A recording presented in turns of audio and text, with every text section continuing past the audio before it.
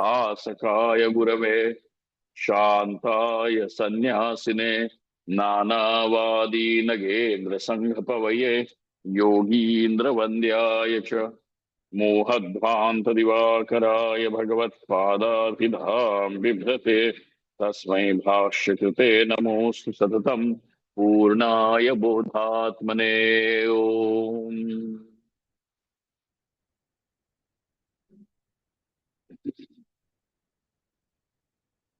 श्लोक संख्या 7 को एक बार दोहराइए।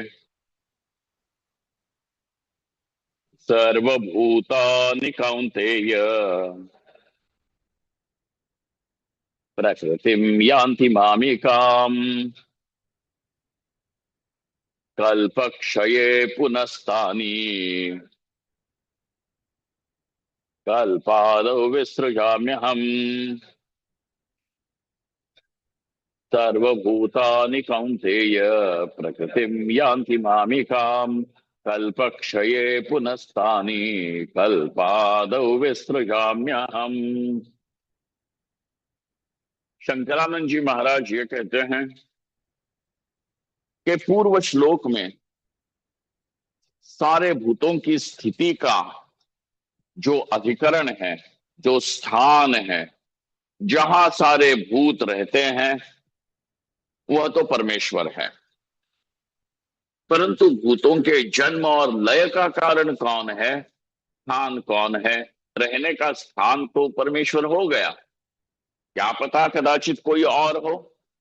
तो कहते हैं नहीं नहीं, जन्म स्थिति और भंग, ये सारे भूत भौतिक प्रपंच का जो कारण है वह तो परमेश्वर ही है। और यही बात इस 7वें श्लोक में वहां पे उन्होंने कही है कि कल्प के आदि में मैं ही इन भूतों को जन्म दे देता हूं तथा कल्प के अंत में यही सारे भूत मुझ परमेश्वर की प्रकृति में पुनः लय हो जाते हैं। इस प्रकार परमेश्वर ही जगत के इस भूत भौतिक दृश्य प्रपंच के जन्म स्थिति और भंग का स्थान है, कारण है, ऐसी बात यहाँ पे बता दी है। तो कोई कहेगा कि महाराज प्रकृतिम यान्ति मामिकाम ऐसे कहा है, वो तो आप सारे भूत लय होकर के कहाँ जाते हैं? आपकी प्रकृति में जाते हैं। जैसे कोई पति अगर ये कहे भाई ये पैसे तो मेरे पत्नी के पर्स में गए हैं, किसके? पत्नी के पर्स में गए हैं, तो ये थोड़ी मेरे हुए, थोड़े ही मुझे मिले, है कि नहीं? जब मैंने तुमको कहा था कि ये पैसे मेरे अकाउंट में आने चाहिए तो तुमने मेरे पत्नी के अकाउंट में डाले, तो क्या मुझे मिल गए? तो कहेंगे लीगली तो नहीं ऐसा कहे जा सकता, है कि नहीं? हाँ, तो कायदे से तो तुम्हारे नहीं हुए, वो तो उसके हैं। तो कायदे से विचार किया जाए तो ये सारे भूत भौतिक सारा प्रपंच तुम्हारी प्रकृति में लय होता है, तुम में कहाँ होता है? कि जो हम तुमको कहे कि तुम ब्रह्म हो, क्योंकि ब्रह्म का यही लक्षण बनता है। अब उस बात को प्रकृति शब्द में, जहां प्रकृति में जाकर के इन सब का लय होता है, उस बात को स्पष्टीकरण दे रहे हैं, उस बात का स्पष्टीकरण कर रहे हैं। मामिकाम, मामिकाम का अर्थ यह है मदीयाम प्रकृतिम यान्ति मामिकाम। मामिकाम का अर्थ मदीयाम, मेरी, मेरी प्रकृति में। कैसी है ये प्रकृति? अपराख्याम, जिसको कहते हैं अपरा प्रकृति। प्रकृतिम त्रिगुणात्मिकाम, क्योंकि परा प्रकृति क्या है? जीवभूताम महाबाहो, है कि नहीं? तो जीवभूता जो है वह तो परा प्रकृति है, और यह अव्यक्त से लेकर के ये सारा पंच महाभौतिक प्रपंच जो है, ये सारा क्या है? पर अपरा प्रकृति है। तो उस अपरा प्रकृति में, अव्यक्त में सब कुछ लीन हो जाता है। त्रिगुणात्मिकाम, तो प्रकृति कहने से तो आपको लगा कि भगवान और भगवान की प्रकृति, जैसे पति और पत्नी, ऐसे दो एंटिटीज, दो व्यक्तियां होती है, वैसे ही कोई प्रकृति नाम की चीज होगी।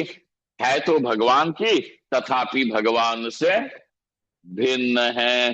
कहीं इस प्रकार तुम न सोच लो।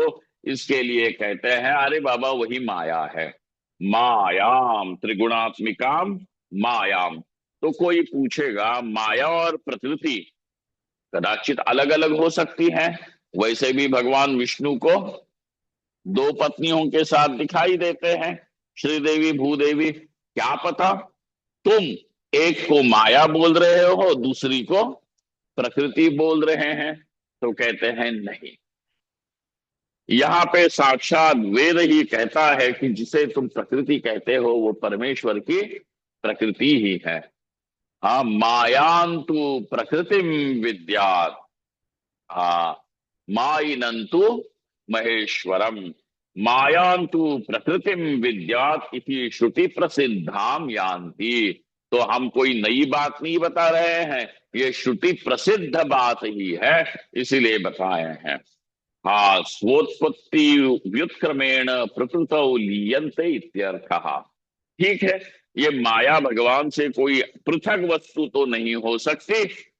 माया रहती कहाँ है? परमेश्वर में, जिसे अपना कोई स्वतंत्र अस्तित्व नहीं है। परमेश्वर की ही, हाँ, सत्ता को लेकर के अपने को सत्तावान बताती है, ये है। और इसीलिए उसको कहा माया। क्यों कहा माया? क्योंकि परमेश्वर से कोई पृथक सत्ता वाली वस्तु है नहीं। आप बोलते हैं कि ये सारे भूत, आपने कहा कि इस प्रकार अब उस अव्यक्त में पुनः लीन हो जाते हैं, जिसे परमेश्वर की शक्ति, माया, प्रकृति कहा जाता है। तो ये जरा बताइए, ये भूत लय कैसे हो जाते हैं? कैसे लय हो जाते हैं? तो कहते हैं, जिस क्रम से उनकी उत्पत्ति हुई है, ठीक उसके उल्टे क्रम से इनका लय वहां पे होता है? कैसे हुआ? तो आकाशात वायु, वायोरग्नि, अग्निरापः इत्यादि क्रम है। व्युत्क्रम का अर्थ होता है, जो पृथ्वी है वो जल में लीन हो गई, जल जो है वो तेज में लीन हो गया, तेज जो है वह वायु में लीन हो गया, वायु जो है वह आकाश में, और आखिर आकाश जो है वह अव्यक्त में लीन हो गया। इस प्रकार स्वोत्पत्ति व्युत्क्रमेण प्रकृतौ प्रलीयन्ते इत्यर्थः। प्रकृतौ यानी लयम गतानि तानेव भूतानि। अच्छा जी, और फिर जब कल्प का आरंभ होता है, तो पुनः उस प्रकृति में से यह आकाश आदि सारे पंच महाभूत और भौतिक प्रपंच बाहर निकल के आता है। तो कहते हैं कदाचित ये नए होंगे, पुराने जो है वो चले गए, अब ये नए होंगे। तो कहते हैं नहीं, प्रकृतौ यानी लयम गतानि, जो प्रकृति में लय को प्राप्त हुए हैं, तानि एव भूतानि, वही ये सारे भूत है। कल्पादो, तो कल्प के आरंभ में जो चतुर्मुख ब्रह्मा का जो दिन शुरू हो रहा है, हाँ, ब्रह्म कल्पादो पुनः अपि अहम विसृजामि। इस प्रकार ब्रह्म कल्प में पुनः वह उत्पन्न हो जाते हैं। तो अपने आप होते हैं क्या? तो कहा नहीं नहीं, अहम विसृजामि। कौन इनको उत्पन्न करता है? अहम, मैं ही परमेश्वर इनको अपने प्रकृति से, अव्यक्त से पुनः बाहर निकालता हूं। स्व प्रकृति द्वारा यथाक्रमम यथा लक्षणम च जगत उत्पादयामि इत्यर्थः। तो इस प्रकार अपनी इस प्रकृति के द्वारा जो क्रम है, उसी क्रम से, हाँ, यथा लक्षणम, जो जिसका लक्षण है, हाँ, जो आकाश का लक्षण है उसी लक्षण को लेकर के आकाश आएगा, जो वायु का लक्षण है उसी धर्म को लेकर के वायु आएगा, हाँ, जो अग्नि का धर्म है उसी लक्षण को धर्म को लेकर के अग्नि आएगा। इस प्रकार सारा प्रपंच पुनः उसी क्रम से ये उत्पन्न होता है। जगत उत्पादयामी, मैं उत्पन्न करता हूं, इत्यर्थः। ऐसा इस श्लोक का अर्थ निकला। य एको वर्णो बहुधा शक्ति योगाद वर्णाननेकान् निहितार्थो वदा ददा दधाति विचैति चान्ते विश्वमादौ स देवः तनो बुद्ध्या शुभया संयुनक्तु। वह देव हमें शुभ बुद्धि से युक्त कर दे। हाँ, कौन सी बुद्धि चाहिए आपको? हाँ, वही हमसे बिछड़ गई है, इसलिए हमें किस बुद्धि से युक्त करें? सद्बुद्धि से, शुभ बुद्धि से युक्त कर दें। कौन करेगा शुभ बुद्धि से युक्त? कहा वह देव। कौन सा देव? हाँ, रामदेव। अच्छा, हाँ, रामदेव। अच्छा अच्छा अच्छा अच्छा। तो कहते हैं तनो देवहा बुद्ध्या शुभया संयुनक्तु, सम्यक प्रकार से हम वो बुद्धि हमसे हम युक्त करें। युनक्तु, हाँ, कैसा है वह देव? तो कहते हैं ये एको वर्ण, जो स्वयं एक वर्ण का है, बहुधा शक्ति योगा, तथापि अनेक शक्तियों के साथ उसका योग हो जाने से, मिल जाने से अनेक वर्ण वाला दिखता है। जैसे सूर्य प्रकाश जो है वो स्वयं प्रकाश ही है, तथापि रोशनदान में अगर लाल पीला हरा रंग का शीशा लगाया हुआ हो तो उनके संपर्क में आकर के कमरे में आने वाली रोशनी भी लाल पीली हरी नीली दिखती है। ठीक उसी प्रकार ये परमेश्वर एक होने पर भी यहाँ पे अनेक वर्णों में दिख रहा है। कहीं मनुष्य, कहीं कीट पतंगा, कहीं मृग, कहीं बंदर, कहीं कुत्ता बिल्ली बन करके, सूर्य चंद्र पेड़ पौधे कीट पतंगा बन करके यही एक परमेश्वर व्यक्त हो रहा है। एको वर्णो बहुधा शक्ति योगाद वर्णान अनेकान निहितो निहितार्थो दधाति। हाँ, इस प्रकार वो निहित अर्थ को धारण करता है। विचैति चांते विश्वमादौ सदैव, और जब इस सारे विश्व का अंत करना होता है तो अब उस वो अपनी चेतना को, अपने प्रतिबिंब को पुनः अपने में ही खींच लेता है। विचैति चांते, और विश्वमादौ सदैव, पुनः इस विश्व को वैसे ही उत्पन्न करता है। सदैव तनो बुद्ध्या शुभया संयुनक्तु, ऐसा वह देव है, वह हमें शुभ बुद्धि से युक्त करे। कौन सी शुभ बुद्धि होगी? कि जिस बुद्धि से परमेश्वर का साक्षात्कार हो सके उसी को हम कहेंगे शुभ बुद्धि। तो वही ब्रह्माकारा वृत्ति होगी। अथवा आपका जो साधन करने के लिए संकल्प है यह भी शुभ संकल्प है, इसलिए वो परमेश्वर के अनुग्रह से ही हो रहा है, ये समझिएगा।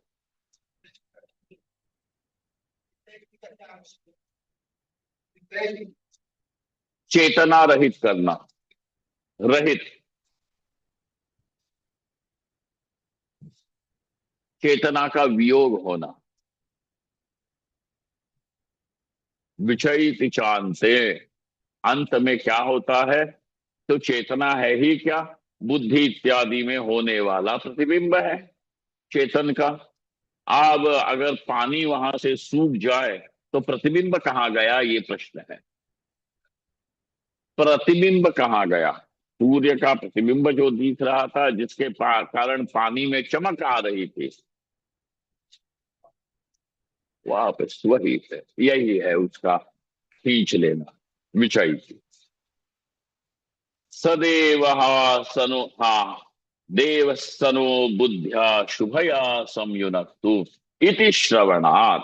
ऐसी जो बात हमने वेद से सुनी है, स्वयं कूटस्थ असंग चिद्रूपोपि परमात्मा स्वोपाधि धर्मम भूत सृष्टियादिकम स्वधर्मत्वेन निर्दिशति। अब ऐसा जो कूटस्थ असंग ज्ञान स्वरूप परमेश्वर है, वह अपना उपाधि धर्म, हाँ, उपाधि के साथ मिल जाने से जैसे प्रतीत होता है, स्वोपाधि धर्मम भूत सृष्टियादिकम, भूतों की सृष्टि इत्यादि, हाँ, स्वधर्मत्वेन निर्दिशति, है तो ये उपाधि के द्वारा, तथापि वह अपने धर्म के रूप में, अपने ही लक्षण के रूप में निर्दिशति। अयमेव जगदुत्पत्ति स्थिति लय करता सर्ववेद मोक्ष प्रदाता च एनम आराध्य वयं कृतार्थाः स्याम इति मुमुक्षवः सगुणं समुपासताम् इति सूचयितुं केचन जगद जगद अनीश्वरं मन्यन्ते, तन्मतं निरसयितुं वा प्रकृतिम इति। अब अगले श्लोक की भूमिका बनाते हुए वे कहते हैं शंकरानंद जी कि ऐसा जो परमेश्वर है वह कैसा है, जगत उत्पत्ति स्थिति का लय करता है। स्थिति लय करता है मतलब उत्पत्ति करता है, स्थिति करता है और लय करता है।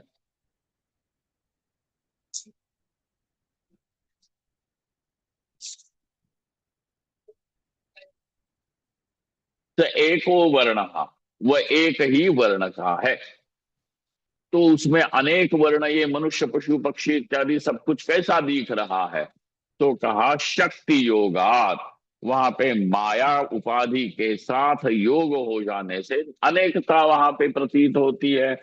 हाँ, वो एक है तथापि क्या हो जाता है, अनेकता प्रतीत होती है।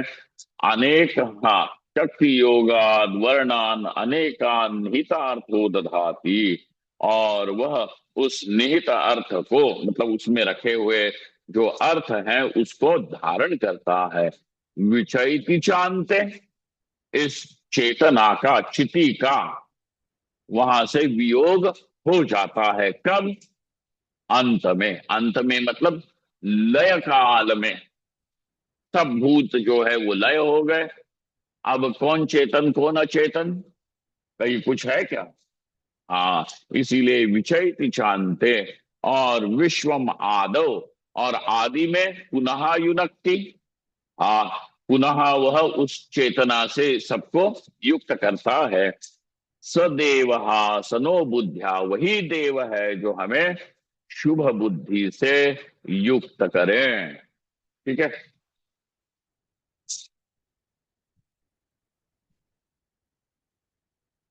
अच्छा जी। अयमेव जगद उत्पत्ति स्थिति लय करता सर्वविद, वह कैसा है परमेश्वर, तो सर्वज्ञ है, सर्वविद है, मोक्ष प्रदाता, और जो जिस प्रार्थना को लेकर के उपस्थित होता है उसका वह पुरुषार्थ सिद्ध करने वाला है, इसीलिए मोक्ष का भी प्रदाता है। एनम आराध्य वयम कृतार्था स्याम, और इसकी आराधना करके हम अपने जीवन को सफल बनाएं। कृतार्था श्याम इति मुमुक्षवः सगुणम उपासम उपासताम। हाँ, इस प्रकार सगुण उपासना करनी चाहिए।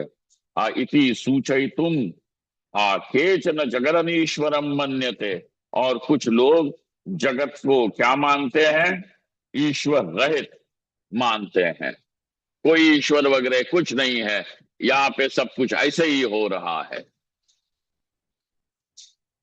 कुछ लोग जो है वो मुमुक्षु हैं, वो क्या, उनका कहना क्या है कि इस ईश्वर की आराधना करके अपने जीवन को सफल बना लेना चाहिए। ठीक है। दूसरे लोगों का कहना क्या है कोई जरूरत नहीं है, कोई ईश्वर ईश्वर नहीं है। तुम जितना जीना है जी लो, मौज मजा उठाओ, और फिर एक दिन अलविदा कह के गायब हो जाओ।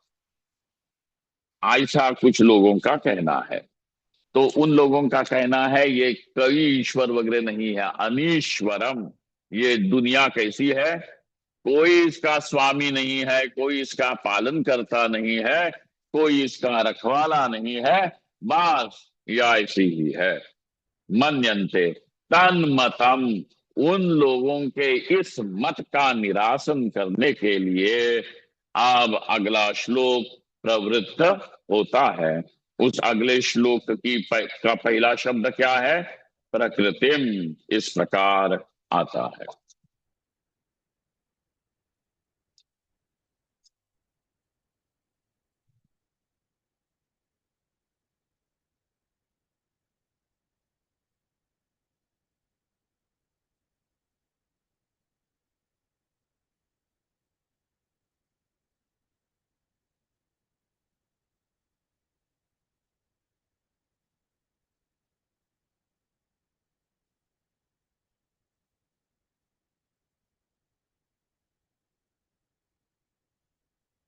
ये पुस्तक की फाइल बड़ी हेवी है, इसलिए ये खुलती नहीं आता मुझे।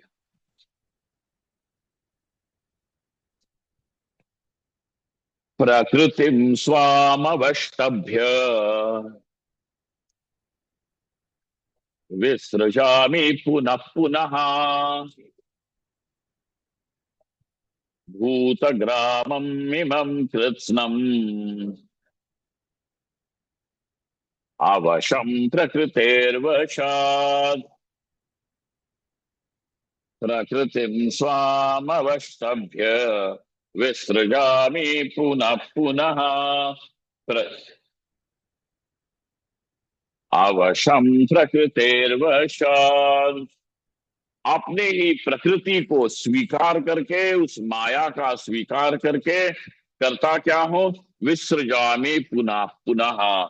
ये इस भूत ग्राम को, ये भूत भौतिक जगत को, चराचर को, दुनिया जो है जगत, उसको पुनः बनाता हूं, पुनः निगलता हूं, पुनः बनाता हूं, उगलता हूं, निगलता हूं, उगलता हूं, निगलता हूं।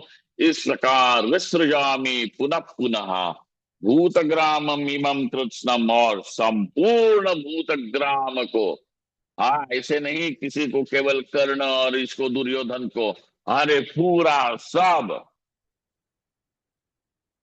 भूत भौतिक प्रपंच, सबको मैं अपने में समा लेता हूं, पुनश्च उनको निकालता हूं।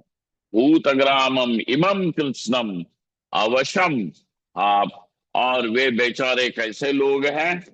ये सारा भूतग्राम कैसा है? इनका कोई बस नहीं चलता, इसीलिए वे अवश है। तो वे अपने वश में नहीं है तो किसी के वश में तो होंगे। तो किसके वश में है? प्रकृति, मुझ परमेश्वर की जो माया शक्ति है, उसी के वे वश में है। इस प्रकार ये सारा भूत भौतिक प्रपंच मुझ परमेश्वर से ही जन्म लेता है, मुझ परमेश्वर में ही रहता है, और मुझ परमेश्वर में ही लय हो जाता है। आइस आवश्यक मतलब जिसका कोई, जिनका अपना कोई बस नहीं है। आवश्यक शब्द का अर्थ होता है स्वीकार करके। हाँ, ये थी प्रकृतिम स्वाम अवस्तभ्य, स्वीकार करके विसृजामि पुनः पुनः। तो कोई कहेगा कि कैसे तुम सृजन करते हो? तो मैं प्रकृति का स्वीकार करता हूं, अर्थात ये सोपाधिक रूप से ही होता है।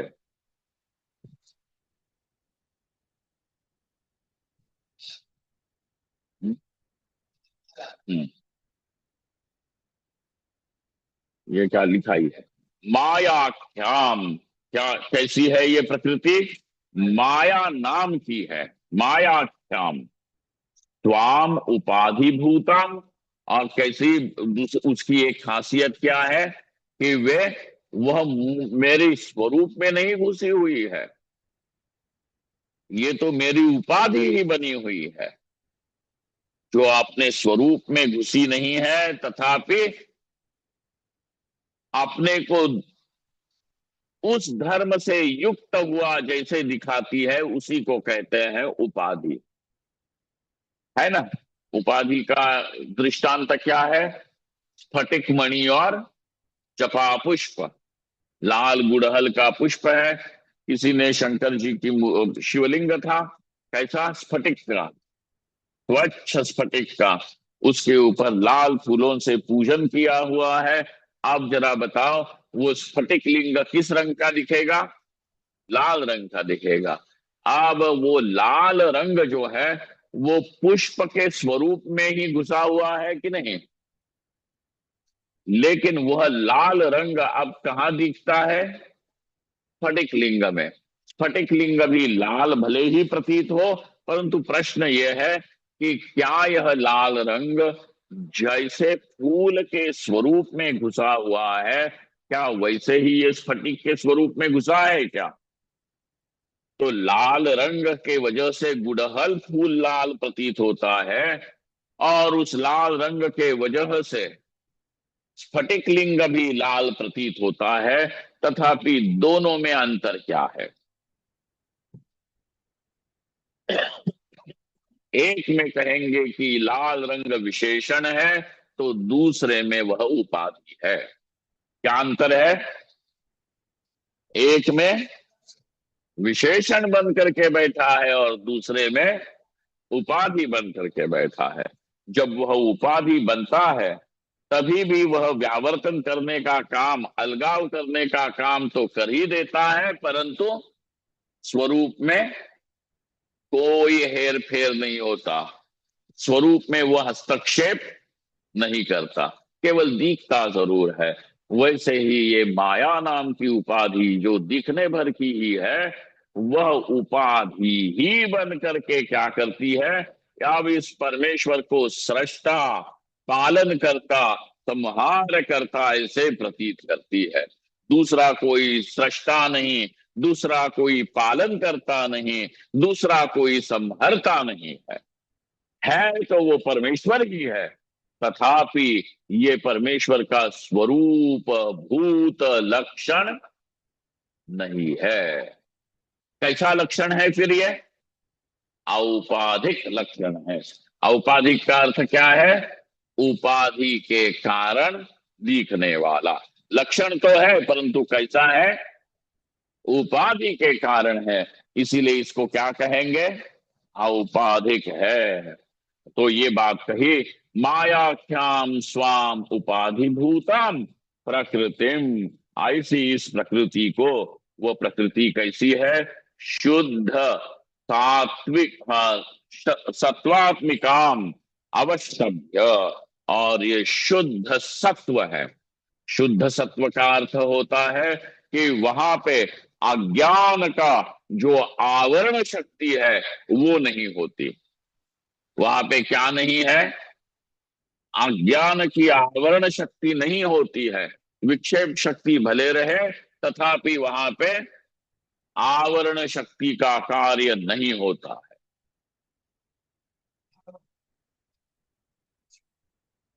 हो सकती हो सकती है। अब ये जानते हो कि आकाश में कोई रंग नहीं है, तो आवरण तो नहीं न रहा, अज्ञान वैसा तो नहीं रहा, तथापि वो दिखता है नीला, तो विक्षेप हो रहा है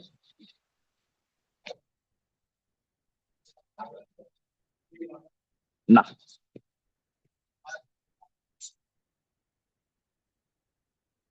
आवरण का अर्थ होता है न जानामी।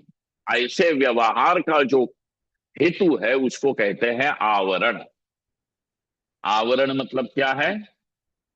न जानामी। इस व्यवहार का जो हेतु होता है उसको कहते हैं आवरण। अब ऐसा है क्या आकाश के विषय में आपका? मैं नहीं जानता कि आकाश का कोई वर्णन नहीं है। हैं? तो आप जानते हो कि आकाश में रूप रंग नहीं है, तथापि दिखता है। दिखने के लिए क्या है। इसीलिए ईश्वर में आवरण शक्ति नहीं है। विक्षेप तो हो सकता है, विक्षेप मतलब ये जगत उत्पत्ति जो है वह विक्षेप। ठीक है। ऐसा विक्षेप मत समझिए जैसे हम लोग अपने में एंजाइटी लगती है, वो नहीं। बस यहाँ पे विक्षेप का अर्थ है प्रोजेक्शन, हो गया। ठीक। हाँ, बिल्कुल। इसलिए वो आकाश आदि पंच महाभूतों का कारण तो बन ही सकता है, तथापि वहां पे ईश्वर में मैं ब्रह्म हूं इस प्रकार नहीं हूं, मैं जानता ही नहीं हूं, ऐसा नहीं व्यवहार हो सकता। मैं ब्रह्म हूं, परिपूर्ण हूं, यही है। अतः मायाख्याम स्वाम उपाधिभूताम प्रकृतिम, कैसी है वह प्रकृति? शुद्ध सत्वात्मिका। कैसी है? शुद्ध सत्व है वहां पे। शुद्ध सत्व मतलब उस सत्व गुण में रजोगुण और तमोगुण का प्रभाव नहीं है। और वो प्रभाव कैसा होता है? आवरण रूप प्रभाव होता है, वह नहीं है। हाँ, इसीलिए शुद्ध सत्वात्मिकाम अवष्टभ्य। अवष्टभ्य का अर्थ है उपादाय, उसको स्वीकार करके लेके। अहम परमेश्वर प्रकृते वशात अविद्या अस्मिता अभिनिवेश राग द्वेषात्मिकाया प्रकृते स्वभावाद अवशम अस्वतंत्रम अनादि संसार वासनाग्रस्तम इमं परिदृश्यमानम देव तिर्यगादि लक्षणम भूतग्रामम प्राणिजातम सर्वं संहृत्य पुनः विसृजामि तदीय कर्मानुरूपेण नाना योनिषु उत्पादयामि इत्यर्थः। अब कहते हैं कि मैं परमेश्वर इस प्रकार क्या करता हूं? प्रकृते है वशात।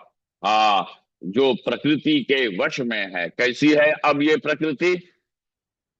हाँ, ना प्रकृते है वशात का अर्थ ये प्रकृति कौन सी? तो अविद्या अभिनिवेश अविद्या अस्मिता अभिनिवेश राग द्वेषात्मिकाया प्रकृते है। इस प्रकृति के वश में, हाँ, स्वभावात हम सब अविद्या अस्मिता राग द्वेष के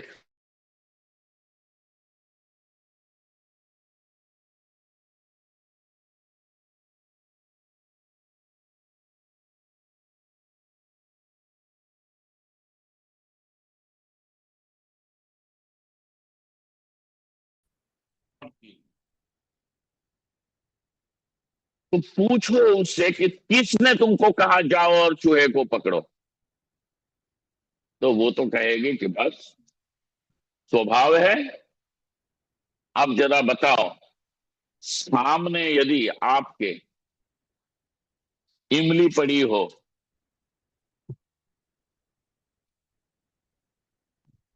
इमली पड़ी हो, तो तुम्हारे मुंह में लार आती है कि नहीं? तो कैसे आई?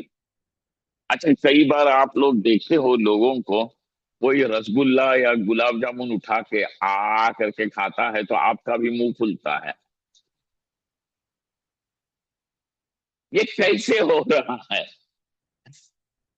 तो स्वभाव से हो रहा है कि नहीं? राग द्वेषादि से ही हो रहा है ना। अरे बाबा, यही है वो जीवों की प्रकृति कि हर एक जन अपने अपने राग द्वेषादि के वश में है। यही है प्रकृति के वश में होना।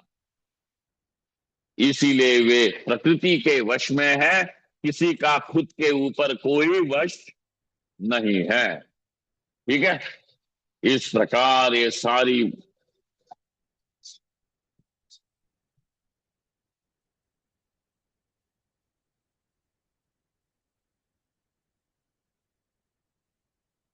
स्वभावाद अवशम अस्वतंत्रम अनादि संसार वासनाग्रस्तम।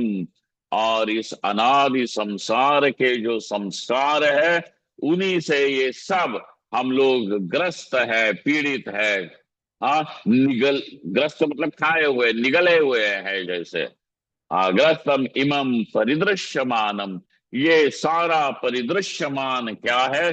देव तिर्यगादि लक्षणम, देवताओं से लेकर के कीड़े मकोड़ों तक सब लोग, सब जीव जो है वे अपनी अपनी इस प्रकृति के वश में हैं। अब जरा देखो, जो कीड़ा मिर्ची की पाउडर में जन्म लेता है, मिर्ची की पाउडर खा करके रहता है, उसकी भी आंखें तो है कि नहीं है? लेकिन उसी में वो बड़ा कंफर्टेबल है, उसको कोई उसकी परेशानी नहीं है। आप सोचो, किसी के आंख में थोड़ा सा मिर्ची का चूर्ण जाए तो क्या होगा? हा हुल्ला मचाएगा कि नहीं? हाँ हाँ, यहाँ पे तो वो ही उसी में बालक बन करके जन्मा भी, रहा भी, अपने बाल बच्चे भी किए और मर गए, और फिर आपने उसकी मिर्ची का डिब्बा खोला, बादशाह मसाला। लेकिन बताओ, वो अपने प्रकृति के वश में है कि नहीं है?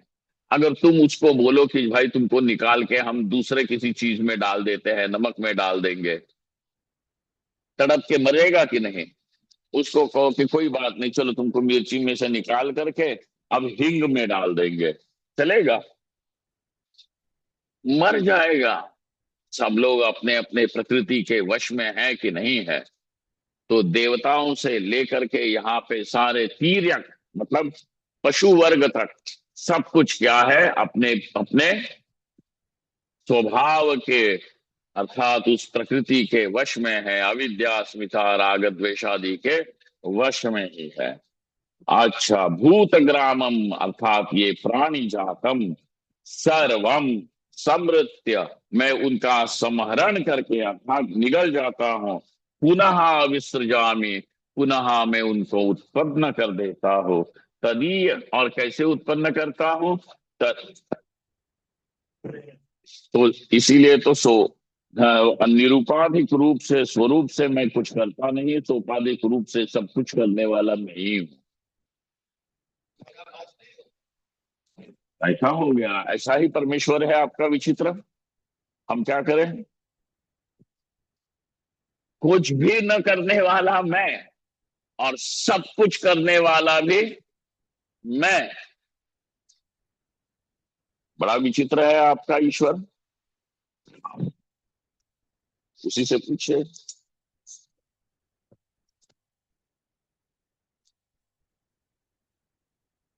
एक है सौपाधिक रूप तथा दूसरा है निरूपित। जो निरूपाधिक रूप है वही उसका स्वरूप है, और सोपाधिक रूप है वह मायावी रूप है। ठीक है, इस प्रकार विसृजामि। अच्छा जी, आप जब पुनः जगत उत्पन्न करते हो तो किसी को अपना पराया मान करके ही करते होंगे, कि इसको इस बार जरा ज्यादा दुखी करेंगे, पिछली बार जो है हमारी तसल्ली नहीं हुई है, अब की बार इसके हाथ पैर तोड़ के ही इसको जन्म देंगे, ऐसा इसीलिए करता है भगवान? नहीं, ये बात नहीं है। तो कैसा है? तो कहते हैं तदीय कर्मानुरूपेण। कैसा है? तदीय मतलब उन्हीं जीवों के अपने कर्म के अनुसार देह इत्यादि, जन्म और सब कुछ मिलता है। तदीय कर्मानुरूपेण नाना योनिषु उत्पादयामि, अनेक प्रकार की योनियों में मैं उनको उत्पन्न कर देता हूँ। हाँ, ये इसलिए कोई नियम नहीं है कि पिछले बार जो तुम मनुष्य बने थे अब की बार मनुष्य ही रहोगे। अगर मनुष्य योनि में तुमने पाप कर्म ही किए हैं तो इसका मतलब क्या होगा? आप तुमको कीड़ा मकोड़ा बनना पड़ेगा, बनो, रेंगते रहो किसी के दीवार पे।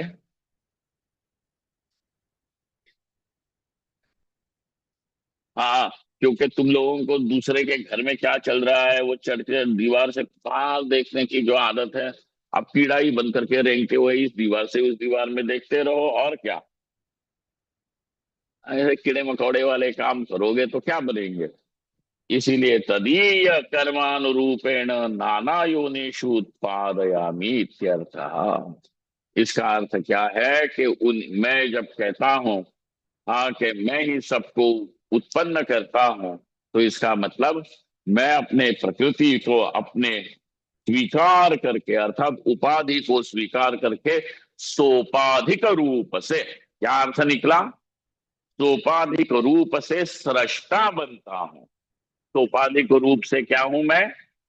सृष्टा हूं, सृष्टि करने वाला हूं। परंतु मैं जब सृष्टि करता हूं तो किसकी करता हूं? भूतग्राम की। किसकी? भूतग्राम की। ग्राम मतलब समूह। इस समूह की मैं उत्पत्ति करता हूं, फिर उसमें देवताओं से लेकर के सब कीड़े मकोड़ों तक सब कुछ आ गया। ये चराचर सृष्टि को उत्पन्न करता हूं। परंतु इस चराचर सृष्टि में भी कौन क्या बनेगा, ये कैसे हुआ? तो जीवों के कर्मानुसार ही ये सब होता है। हाँ, इसीलिए मुझे दोष मत दो। अगर तुम्हें ये लग रहा है कि तुम्हारी फलानी चीज कमी है, फलानी, तो इसका अर्थ यह है कि पूर्व जन्म में तुमने ये नहीं किया था, इसके फल में इस जन्म में तुमको दारिद्र्य आया है, रोग आया है, जो भी आया है। अथवा इसी जन्म का भी हो सकता है कि नहीं?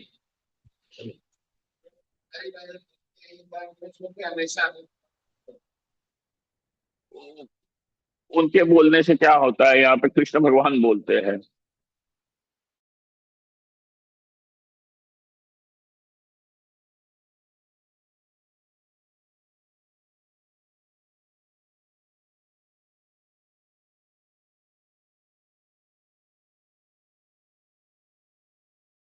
कि कैसे वो आप पूजा।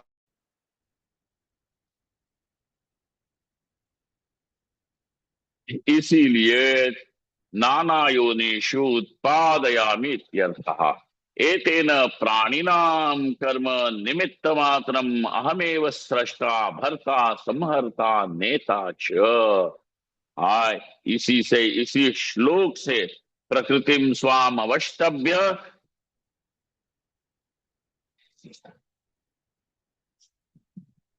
विसृजामि पुनः पुनः।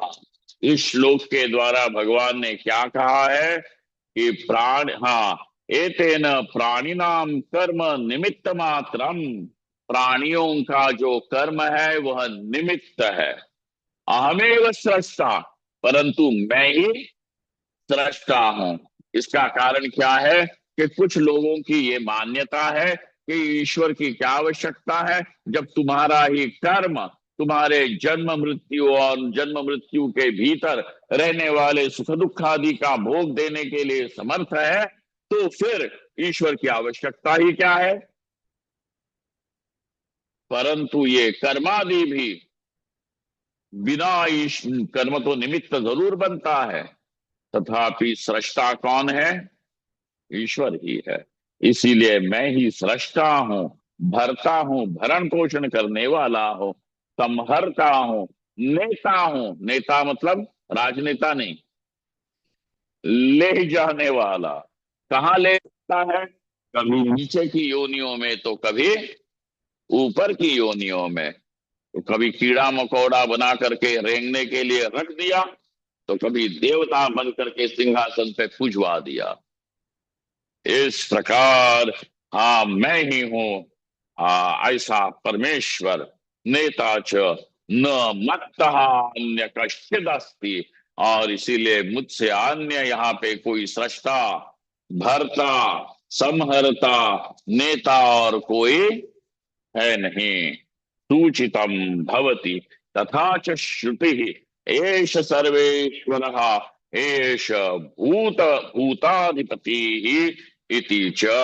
और इसीलिए श्रुति मुझ परमेश्वर को कहती है कि यही सबका अनुशासन करने वाला है। ईश्वर, ये सब मुझ परमेश्वर के अनुशासन में रहते हैं। हाँ, और मैं ही सबका अधिपति हूं। इन सब भूतों का मैं अधिपति हूं। इस प्रकार यहां पे जब तत्पदार्थ का वाच्यार्थ के विषय में निश्चय होना चाहिए। किसका निश्चय होना चाहिए?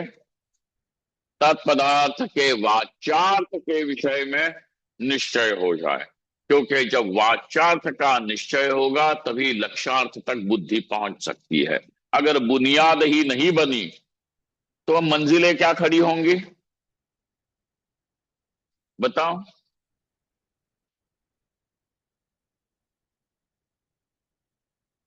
इसीलिए वाच्यार्थ पहले स्पष्ट हो, हाँ, तो लक्ष्यार्थ तक पहुंचने में कोई देरी नहीं। क्योंकि लक्ष्यार्थ कहते ही है इसको, शक्य संबंधो ही लक्ष्य।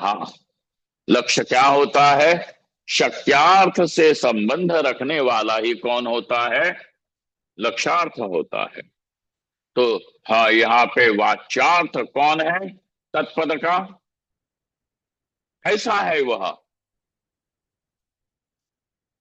तो जब ये होगा कि यही सृष्टा, भरता, संहरता, नेता सबका वही है, और सबको अपने अपने कर्म के अनुसार वह जन्म देता है, ऊपर के नीचे के, इस प्रकार, और आखिर में सबको अपने में ही समाहित कर लेता है।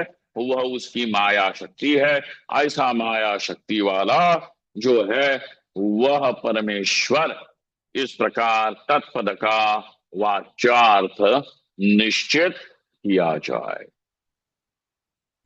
हाँ, इस प्रकार ये सारा, ये सृष्टि, ये सब कुछ परमेश्वर के सिवा और कुछ है ही नहीं, ऐसा निश्चय हो जाए। इति ननु एवं भूतग्रामं नाना योनिषु जनयतः पुनः पुनः संहरतः स्वर्गम नरकम च गमयतः तवापि पुण्य पाप कर्म संश्लेष स्यात् इति आशंकायाम।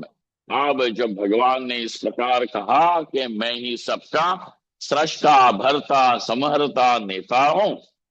नेता मतलब, हाँ, अभिनेता नहीं और राजनेता नहीं। नेता मतलब ले जाने वाला। ठीक है, हाथ पकड़ के ले जाता है, चलो मैं तुमको दिखाता हूं तुमको कहाँ पहुंचना है। पाप किया है तो पहुंचा देता हूं तुमको कीड़े मकोड़े के शरीर में, और पुण्य किया है तो किसी देवता के शरीर में पहुंचा देता हूं, चलो। है, परंतु सुख दुख तो वैसे मिलेंगे ही। इति ननु एवं भूत ग्रामम नाना योनिषु जनयतः पुनः पुनः।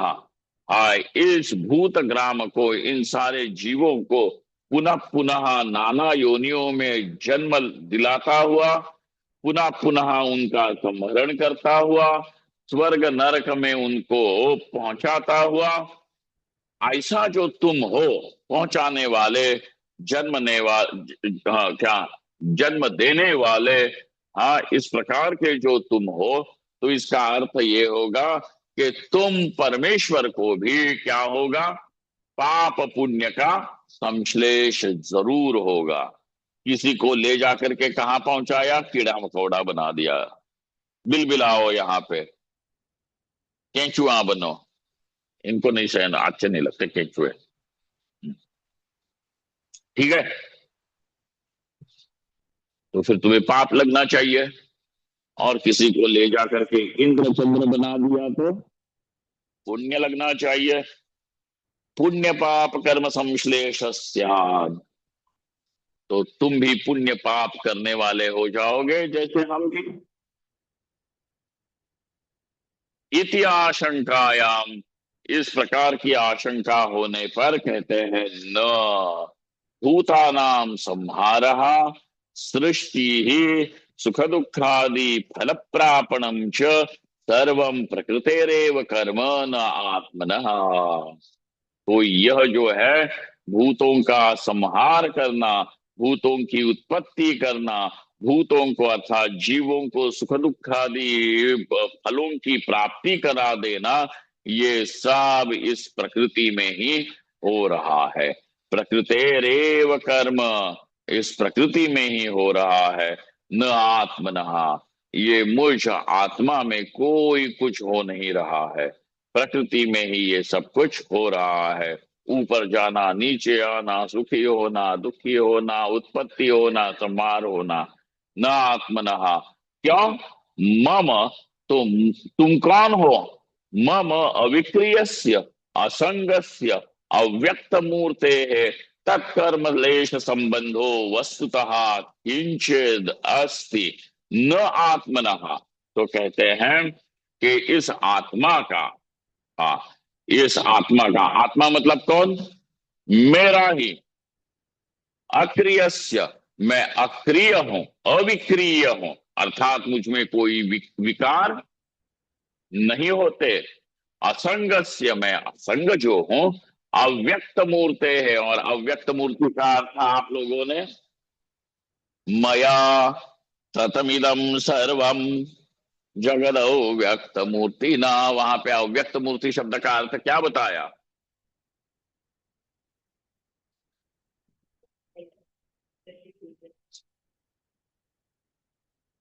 न प्रमाणेन व्यज्यते इति अव्यक्त, याद होगा ना?